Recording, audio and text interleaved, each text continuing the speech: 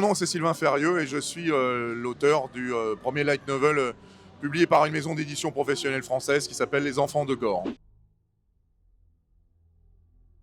Précisément, c'est véritablement un roman de la table ronde, c'est-à-dire que le rapprochement qui a été fait à partir du light novel, c'est le fait d'avoir associé justement le modèle visuel japonais avec des illustrations à un texte littéraire romanesque français. Donc ça parle d'une histoire de chevalerie qui se déroule dans la Bretagne arthurienne, juste au début de l'ascension du roi Arthur, à l'époque où justement il est considéré comme probablement un usurpateur et quelqu'un que les personnages principaux du récit ne tiennent pas du tout dans leur cœur. Donc c'est le point de vue des adversaires du roi Arthur.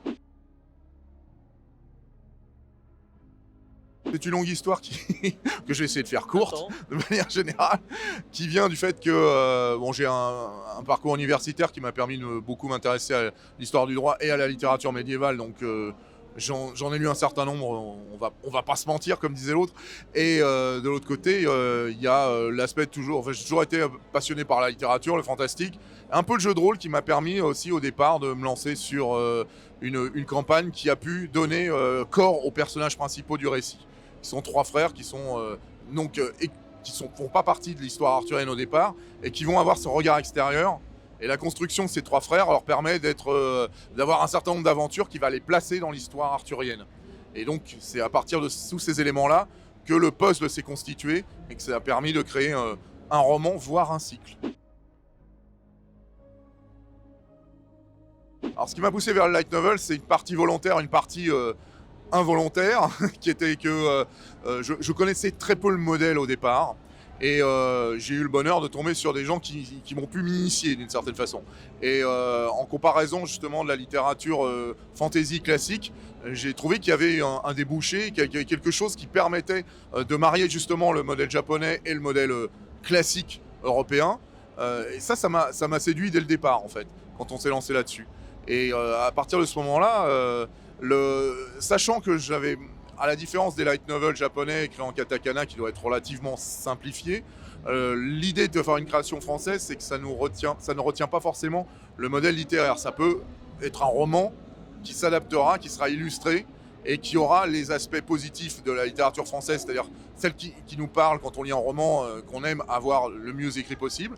Je me suis efforcé de faire de la sorte, et en même temps l'illustration japonaise qui va permettre d'avoir l'image en plus de l'imaginaire et de visualiser une partie de l'histoire de façon beaucoup plus précise que simplement avec un roman classique.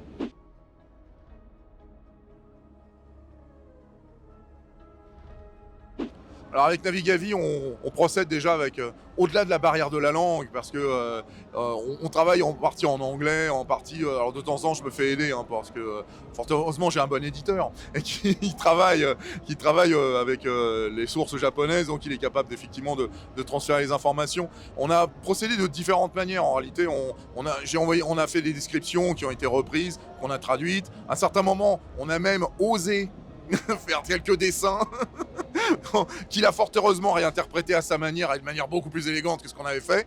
Et on a aussi beaucoup compté sur son enthousiasme, c'est-à-dire que Navigavi au départ était assez... Il ne savait pas véritablement qu'il avait une fanbase en France. Il a été très surpris d'être sollicité au début, et je pense que ça l'a quelque part titillé. Et de ce fait, la construction des tomes, d'après les retours qu'on en a l'air de lui plaire pas mal. J'ai l'impression qu'il a l'intention de continuer. Ça fait qu'on est parti pour communiquer de façon de plus en plus intensive et de façon de plus en plus constructive pour arriver à créer un univers à part qui pourra avoir tout le visuel auquel il ajoute sa patte, qui est, à mon avis, difficilement égalable.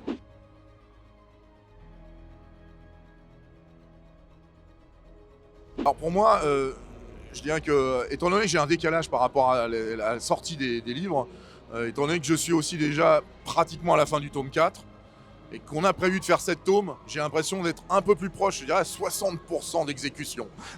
Donc, et je sais par contre, en revanche, exactement où je vais. C'est-à-dire que les 3 prochains tomes, je les ai déjà chapitrés, je sais exactement ce qui doit se produire.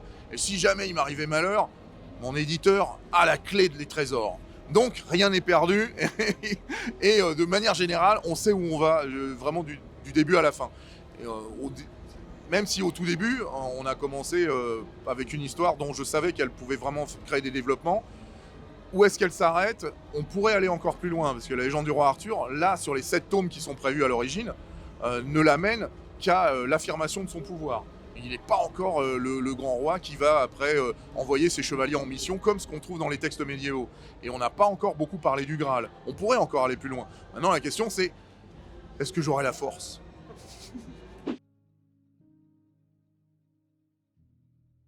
Je pense que chacun de mes lecteurs étant unique, j'apprécie déjà de les rencontrer lors des conventions. C'est aussi la raison principale pour laquelle je suis là. On a par exemple tout à l'heure un lecteur qui est resté sur la fin et avec qui on a échangé. J'appelle ça, on a beaucoup échangé avec vraiment un retour, en même temps une discussion constructive. Et c'est un plaisir qu'on ne peut pas retrouver si on était uniquement en distanciel, comme ça a été la mode à un moment.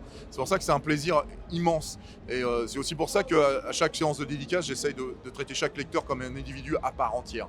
Et donc de prendre du temps avec, ce qui moi me paraît très important. C'est pour ça que j'ai avant tout de la gratitude. Chaque lecteur, moi j'ai investi du temps, j'ai investi des nuits entières à écrire ces romans. Le lecteur, il investit ses sous, il investit son temps pour le lire. Et pour moi, ça nous met sur un pied d'égalité. Je ne parle pas de fans en général. Moi, j'apprécie d'avoir des lecteurs, j'apprécie d'avoir un retour avec des êtres humains. Ce qui me paraît essentiel dans cette... Je ne vais pas parler de métier, mais dans cette vocation-là, qui est de donner une histoire à des gens et de voir ce qu'ils en font eux-mêmes. Et ça me rend extrêmement fier. Pas parce que j'ai fait ça, mais parce que j'ai l'impression que ceux qui le lisent m'en rendent 1000 fois plus que ce que j'ai donné.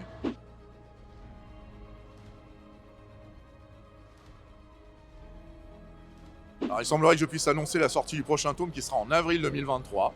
Ensuite, on peut me trouver sur les réseaux sociaux. Je suis sur Instagram, je suis sur Facebook. C'est avec grand plaisir que je réponds quand effectivement on a des questions à me poser. Je suis toujours là. Pour revenir au circuit plus classique, vous pouvez le trouver en librairie, bien évidemment, sur Internet. Et toutes les questions sont aussi bienvenues sur le site de Mao Édition, parce que de temps en temps, ce sera peut-être... c'est pas forcément à moi que vous avez envie de poser des questions spécifiquement. Et alors, je terminerai par ça. Merci Team Manga pour la dédicace. Et faites comme ce que j'ai fait il n'y a pas longtemps, c'est-à-dire il y a 2 heures, abonnez-vous à Team Manga.